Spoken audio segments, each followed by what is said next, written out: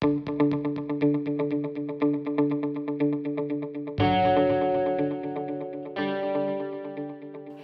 I'm talking to the students a lot about PetRescue and my love for tech and tech for good specifically as well.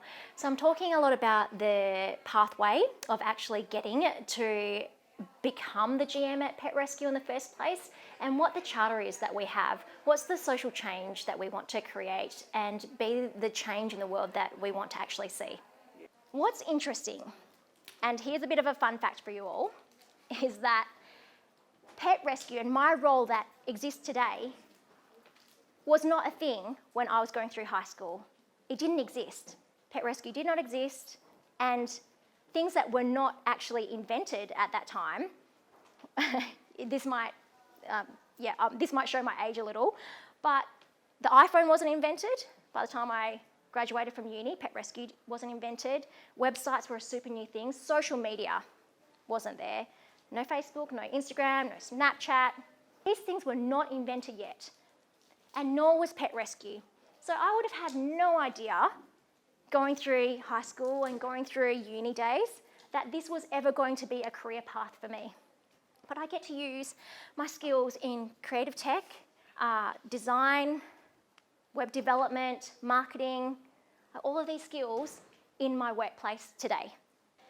Back in 2004, the perception of rescue pets was completely different.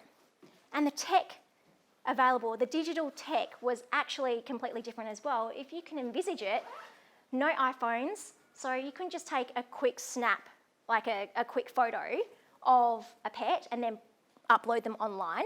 It was a camera, an analog camera, and then they'd go and get that photo printed out, and then they'd stick it on a poster, and then put the poster up, and then have stalls as rescue organisations to try and spread the word about rescue pets and that they're a viable option compared to, say, pets that you buy in a pet store or breeders.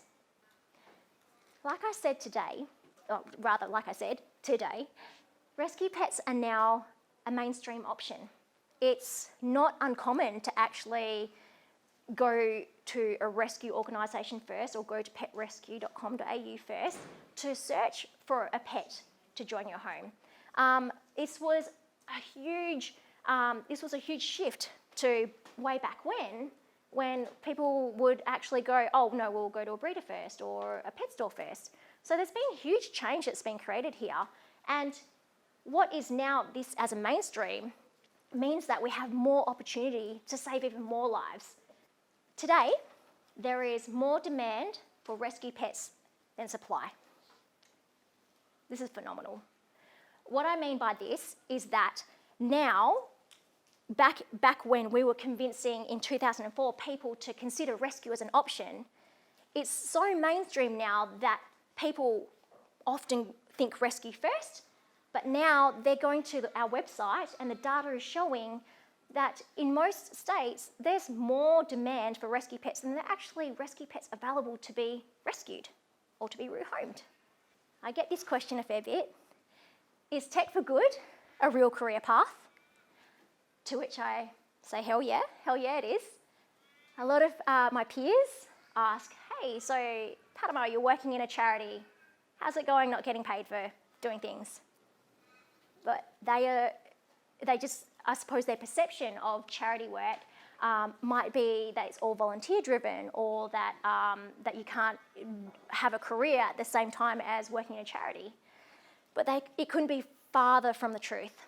And I use all of my skills that I've developed over the years and experiences in design, development, marketing, content, people, any of those facets. I apply them each and every day in my career that I do now, and this is the most fulfilling career path that I've pursued.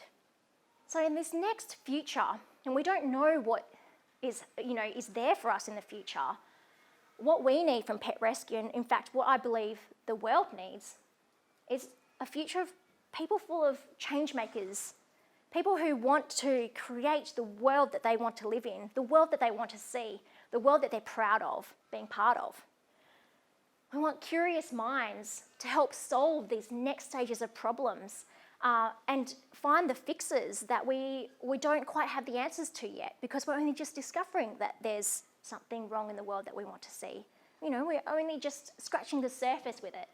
We need technologists, engineers, scientists, people who can analyse the data, who can research, who can do the experiments, who can actually inform us as to what's going to make the biggest impact and the biggest difference.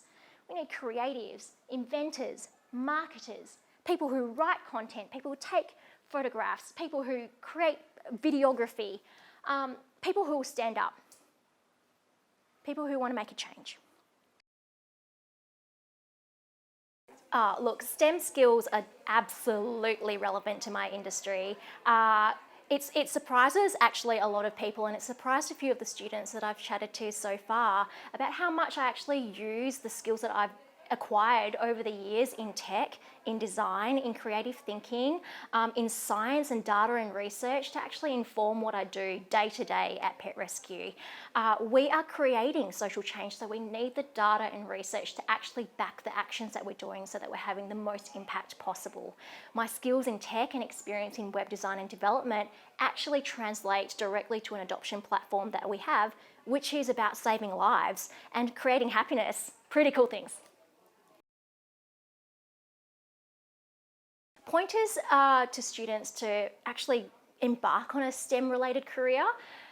I would just actually start with take steps and walk through doors, speak to as many people as you can and learn about their experiences, because at the end of the day, once you hear about these experiences, you might be able to actually picture yourself doing those things, and then from that standpoint, you could be the next generation of people who are inspiring, creating new jobs that weren't even there in the beginning. For girls who are thinking of going into STEM, my advice to them would be, go for it. Go for it. Find your tribes, find the people who will support you and actually encourage you along the way, because that's going to be one of the most important things along the journey. Experiment. Be okay that you're constantly going to be learning, because that's what you are actually going into. And know what your purpose is. And you don't have to actually discover all of that right from the get-go, but constantly ask yourself, what is the purpose? What is my why of why I'm doing this? What really brings me the true joy out of it? And then the rest will come. The doors will open, and I ask that you walk through them.